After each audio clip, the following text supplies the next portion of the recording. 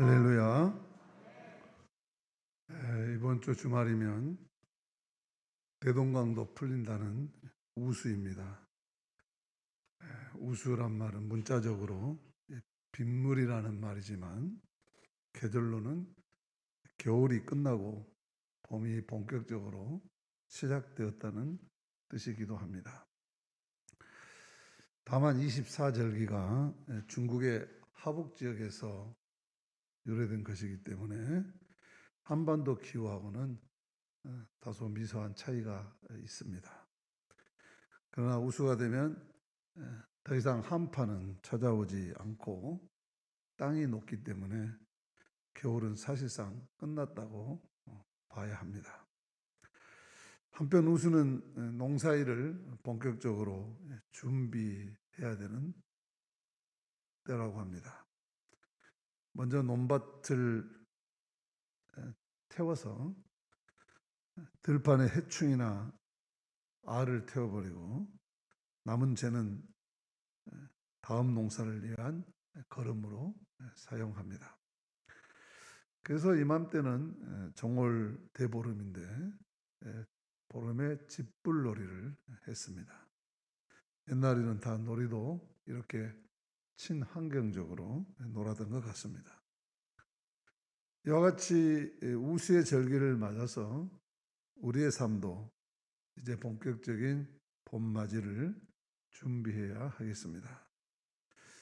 먼저 겨울이 물러가듯이 지금 발악을 하고 있는 코로나도 물러가도록 해야 하겠습니다. 오미크론이 확산되고 있지만 이 현상과 또 증상, 또 지금 여러 가지 확진된 과정이나 또 지금 추세를 잘 이렇게 면면히 살펴보면 오미크론이 조금 센 백신 역할을 해서 집단 면역이 앞당겨져서 결국 물러갈 것이라는 예상이 됩니다. 그래서 방역 당국에서도 그렇다고 확정되어서 공개적으로 발표는 않지만 그런 예감을 가지고 여러 가지 일상을 회복할 수 있는 단계를 조심스럽게 전망하고 또 실천하려고 하는 것 같습니다. 또한 얼어붙었던 모든 것들이 녹아서 새순이 돋아나기를 바랍니다. 우리의 일상도 되살아나고 서민들의 살림살이도 보다 새로워져야 하겠습니다. 무엇보다도 우리들의 영적 생활인 말씀과 기도 그리고 교회 사역도 풀려서 새로운 영광과 기쁨이 넘쳐나는 돋아나는 공동체가 되도록 해야 하겠습니다. 그러기 위해서 모든 해충을 태우는 집불놀이처럼 우리의 삶의 어둠을 불살라버릴 수 있는 성령의 불놀이를 진신앙적으로 해야 할 것입니다. 그래서 인생의 겨울이 끝나고 새봄의 축제가 활짝 열리기를 축복합니다.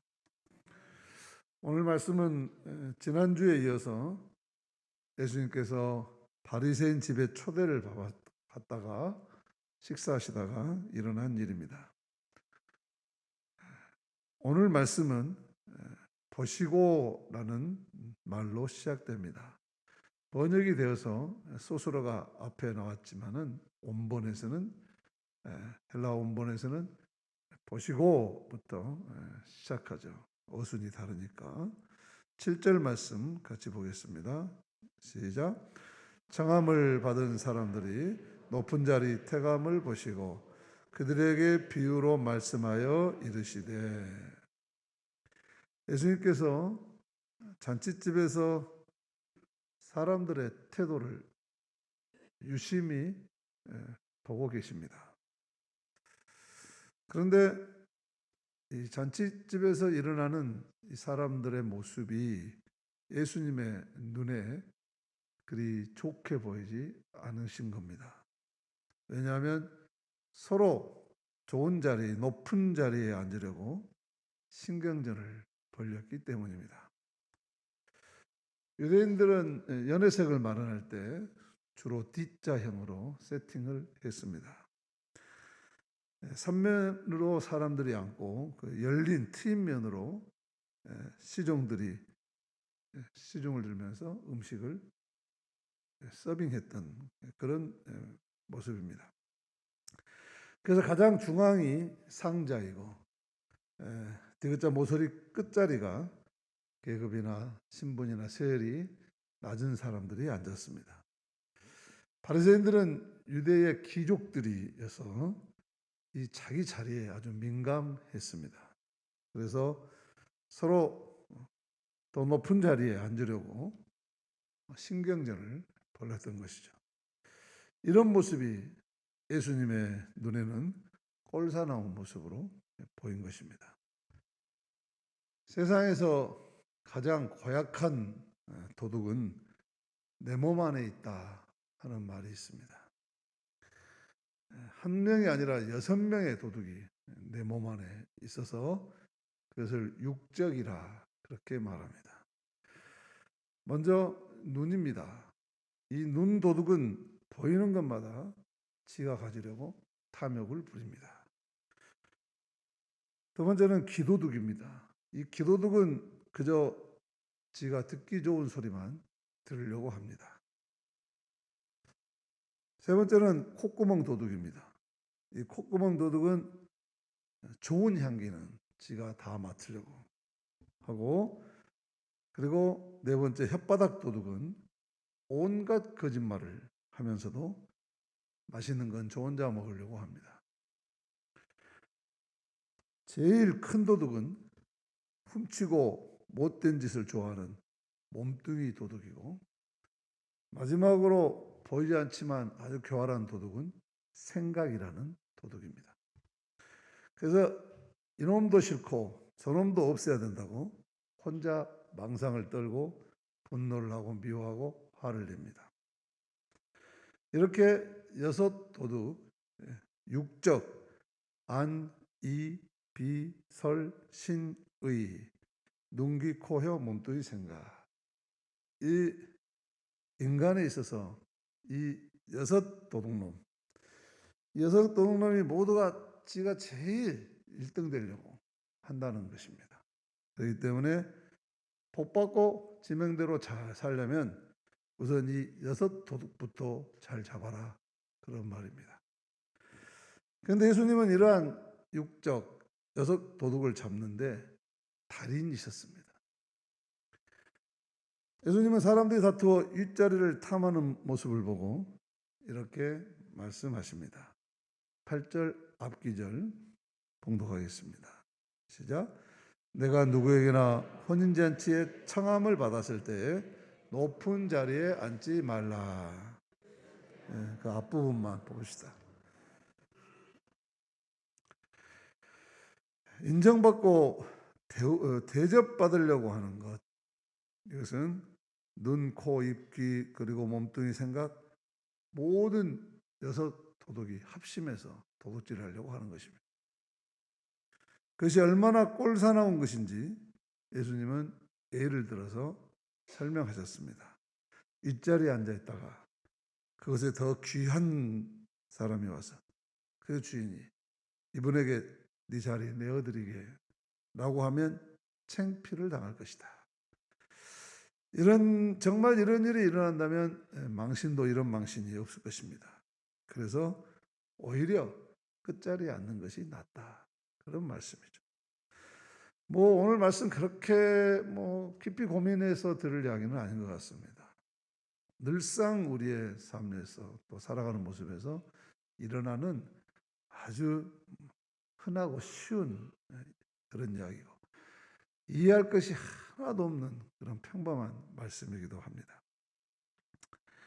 그런데 예수님께서는 이런 사람 살이의 구체적인 것들도 들어주시지만, 이야기를 하시지만, 그러나 그렇게 윤리나 도덕같이 공자나 부처같이 그런 윤리적 수준의 이야기만 하고 있는 것은 아닙니다.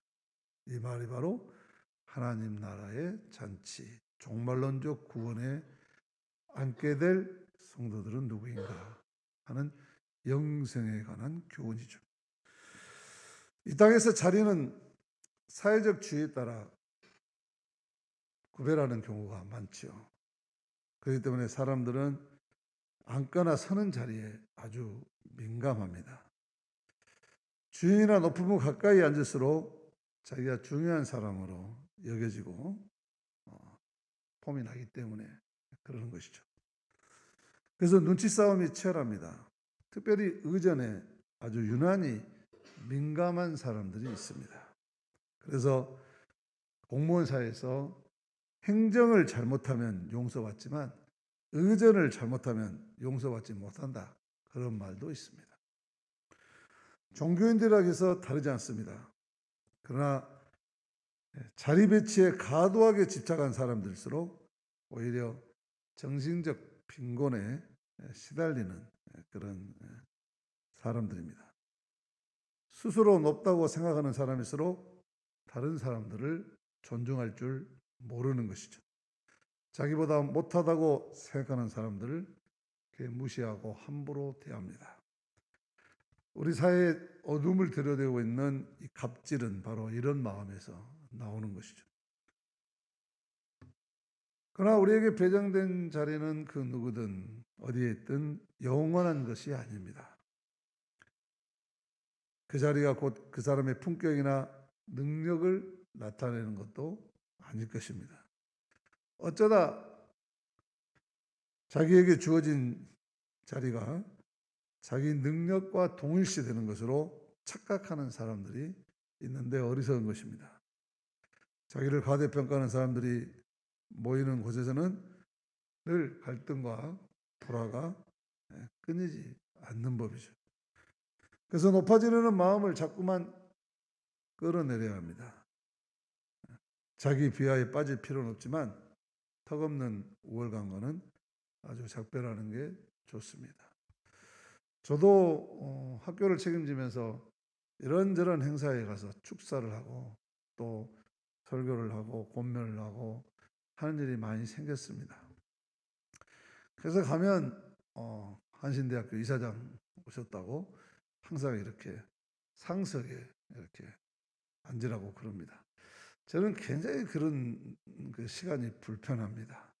그래서 가능한 한 그런 중심에 서지 않으려고 애를 쓰는데 워낙 생긴 것이 잘생겨가지고 자주 눈에 띄기도 합니다만 특별히 이게 가보면 정치인들이 굉장히 그 앞에 나와서 쓰려고 몸을 비집고 막 그렇게 하는 것을 볼 수 있습니다. 아무래도 인기로 살아야 되기 때문에 그렇지 않는가 싶지만 세상에서는 그렇게 해서 될지 모르지만 하나님 나라에서는 그렇게 하면 안 된다 하는 것이 오늘 예수님의 말씀이죠. 한 가지 제가 웃기는 이야기 말씀드리면 옛날에 천정배 의원이 법무부 장관하고 김영진 의원이 농림수산부 장관 할 그런 시점인데 한 번은 천정배 의원이 저한테 그런 이야기예요. 제가 미국에서 아버지 돌아가셔가지고 와가지고 상 치르고 이제 돌아가는 길목인데 꼭 자기를 좀 만나고 가라. 그래서 그 과천에 법무부 청사로 갔었는데 장관실에서 이런저런 이야기 뭐 재밌는 이야기 많이 했는데 그러다가 우리 김영진 장로 의원하고 저하고 가까운 줄 아니까 내가 우스갯소리 하나 하겠다고 잘 있냐고 그러면서 그 옛날에 김대중 대통령 시절에 이렇게 김대중 이렇게 대통령이 이렇게 서 있고 그다음에 이제 자기가 서 있고 김영진 의원은 그 옆에 서 있었는데 갑자기 자기를 꼬집더래요. 그래서 누구야고 돌아봤더니 그러고 났더니 자리가 바뀌었더랍니다.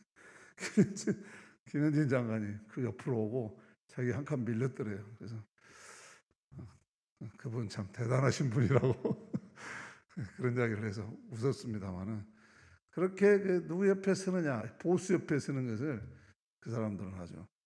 꼬집고 쓸 정도로 목숨을 이렇게 그런 것 같습니다. 세상 사람들은 그렇습니다. 그러나 이 남들에 의해서 낮추어지는 것은 부끄러운 일이지만 스스로 낮은 자리를 택하는 것은 아주 귀한 것입니다. 우리가 인생에서 대접받으려고 하는 마음만 내려놓아도 우리 삶의 무게가 훨씬 덜어지는 법입니다. 세상에서 가장 아름다운 자리는 어디겠습니까? 대통령 옆자리가 아니라 바로 자기가 서 있는 자리입니다. 자기 자리입니다. 자기 자리는 하나님께서 주신 자리입니다. 하나님께서 나에게 허락하신 자리가 가장 좋은 자리요 영광스러운 자리인 것입니다. 그래서 주님께서 줄로 지어주신 그 구역이 가장 아름답다고 그렇게 시인은 이야기하죠. 지금 내가 있는 자리, 그곳이 하나님이 나를 부르신 자리, 하나님이 나에게 소명을 준 자리일 때 가장 자랑스럽고 영광스러운 자리인 것입니다. 바로 자기가 속해 있는 자리가 지금 그런 소명의 자리라고 생각하는 사람들, 그런 깨달음을 가지고 사는 사람들은 하나님께서 반드시 그 자리를 영광스럽게 하고 존귀하게 하고 그 자리를 가장 좋은 자리로 세워주실 줄로 믿습니다.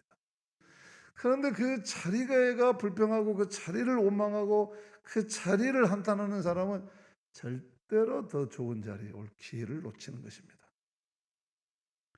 예수님은 높고 아름다운 자리에서 오히려 낮고 천한 자리로 내려오셨습니다.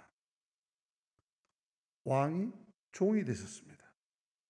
충분히 섬김을 받을 수 있는데 섬기는 자리로 내려가셨습니다. 마지막 순간에 가장 아름다운 자리를 선택했습니다. 그 자리가 바로 십자가입니다. 그 십자가는 온 인류에게 생명과 정의와 평화를 가져오는 구원의 자리, 부활의 자리, 가장 좋은 자리가 되었던 것을 우리는 기억해야 합니다. 어느 사막에 은둔에서 수도하는 은수자라고 그럽니다. 은수자에게 어떤 사람이 찾아가서 물었습니다. 마귀도 열심히 기도할 수 있습니까? 그러자 은수자는 고개를 끄덕이며 물론이지요. 열심히 기도할 수 있지요. 다시 물었습니다. 마귀도 그러면 열심히 사람들을 위해서 봉사할 수 있습니까? 물론이지요. 당연한 이야기죠. 마귀도 좋은 일하고 멋진 일을 할 수도 있지요. 그러자 또 물었습니다. 그렇다면 도대체 마귀가 할 수 없는 일이 무엇입니까? 마귀는 모든 능력을 다 가지고 있지만 딱 한 가지 마귀가 할 수 없는 것은 겸손하지 않는 거네. 그렇게 이야기했습니다. 마귀를 타락한 천사라고 하죠. 하나님께서 창조하신 천사가 타락한 것은 바로 교만 때문이었습니다. 인류의 타락도 결국 교만 때문이죠. 우리가 잘 아는 것처럼 아담과 하와가 선악과를 따먹은 것도 네 눈이 밝아져 하나님처럼 되고 싶다는 휴브리스, 교만의 유혹을 받은 것이죠. 더 이상 하나님의 도우심을 받지 않는 스스로 하나님이 되겠다고 하는 생각들, 스스로 하나님의 자리를 차지하려고 하는 것들, 하나님을 부인하는 그 마음이 교만이고 성경은 죄다, 원죄다 그렇게 말하는 것입니다. 그래서 모든 죄의 뿌리는 하나님께 속하기를 거부하는 교만에 있다고 말하는 것이죠. 나가서 오늘 예수님 말씀은 아까 말씀드렸던 대로 단순히 성도의 도덕성이나 윤리적인 태도를 말씀하신 것이 아닙니다. 그것을 넘어서 성도의 존재, 크리스찬의 실존 자체를 말씀하고 계신 것입니다. 어느 교인이 콘사투표에서 가장 많은 표를 얻어 당선됐습니다. 그러자 교회 안에 이상한 소문이 돌기 시작했는데 그 권사님은 목사에게 아부를 잘 해가지고 목사님이 선거운동을 해줘서 많은 표를 얻게 됐다. 그런 소문이었습니다. 이 권사는 억울했습니다. 오직 주의 종에게 순종하는 것이 기도받고 사는 자신의 신자의 도리라고 믿고 신앙생활을 했을 뿐인데 이런 황당한 소문까지 도니까 이 권사가 마음이 아팠습니다.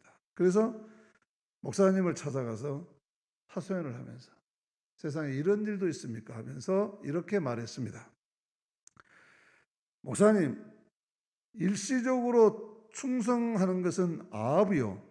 끝까지 아부하는 것은 충성이라고 합니다. 제가 이제는 끝까지 아부할 것입니다. 목사님이 알아들을 것도 같고 못 알아들을 것도 같고 이상한 말을 하는 권사님 기분은 나쁘지 않아서 그렇죠. 그랬단 말이에요. 그리고 이제 다음 재직회가 열었는데 목사님이 권사님 지난번에 나한테 와서 한 말 한번 교인들 앞에 한번 다시 한번 해보소. 참 말이 재밌습니다. 이 권사님이 앞에 나와가지고 일시적으로 충성하는 것은 아부요. 끝까지 아부하는 것은 충성이라 합니다. 저는 끝까지 아부할 것입니다. 목사님 막 박수를 쳤어요. 그런 다음에 그 소문이 그 교회 안에서 자취를 감췄다고 합니다. 오늘 예수님께서 겸손하라는 말씀도 마찬가지입니다. 그냥 겸손하는 척 하지 말고 겸손한 존재가 되라는 것입니다. 예배를 빠짐없이 드리라는 것이 아니라 예배 드리는 존재 자체가 되라는 것입니다. 헌금과 전도를 하는 것이 아니라 하나님께 바쳐지고 쓰임받는 존재 자체가 되라는 것입니다. 낮은 자리에 앉고 가난하고 병든 자를 대접하라는 말이 아니라 그들을 존중하는 존재가 되라는 것입니다. 예수님은 우리에게 도덕적 인간이 되라는 것을 넘어서 하나님의 자녀, 천국 백성이 되라는 것입니다. 하나님의 자녀, 천국 백성은 항상 이 세상에서는 낮은 자리에 있지만 하나님의 나라에서는 가장 귀한 자리로 인도되게 된다는 것입니다.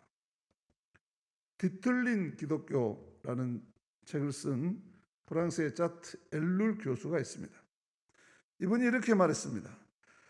종교적인 측면에서 기독교로 회심은 했지만 사고방식은 기존의 방법을 그대로 간직하고 있는 것이 오늘날 성도들의 문제다 라고 지적했습니다. 어떤 교인이 순수하고 온전한 교회가 있으면 소개해 주십시오 라고 말했습니다. 이 말을 들은 분이 이렇게 말합니다. 그런 교회 이 땅에 있으면 나한테도 소개해 주시오, 알려주시오. 저도 그런 교회 다니고 싶습니다. 그런데 한 가지 부탁이 있습니다. 그런 교회를 만약에 찾는다 해도 당신은 그 교회에 가서는 안 됩니다. 왜냐하면 당신이 그 순수하고 온전한 교회를 오염시키게 될 것이기 때문입니다. 그렇게 말했습니다. 영국의 유명한 스펄전 목사의 말입니다. 안전한 교회, 순수하고 안전한 교회를 찾는 것이 중요한 것이 아니라 당신이 먼저 올바른 성도가 되는 것이 중요하다는 말이죠. 그런 존재가 되면 당신이 속한 교회는 저절로 순수하고 온전한 교회로 변화될 것이라는 것입니다. 사랑하는 성도 여러분, 우리는 날마다 새로운 존재로 변해가라는 초청을 받고 사는 성도들입니다. 그런데 새로운 변화는 자기를 낮추는 작은 겸손에서부터 시작되는 것입니다. 오늘 칼럼에 썼듯이 새로운 변화는 무슨 위대하고 크고 무시무시한 그런 일들을 통해서 시작되는 것이 아닙니다. 겨자씨처럼 누룩처럼 작은 결단에서부터 시작되는 것입니다. 인생의 마지막 날까지 거룩한 존재로 성화되었어. 오늘 우리 윤미성 권사님처럼 천국 식탁에 초대되는 날, 영화로운 모습으로 주님의 앞자리에 앉는 저와 여러분들이 되시기를 축복합니다.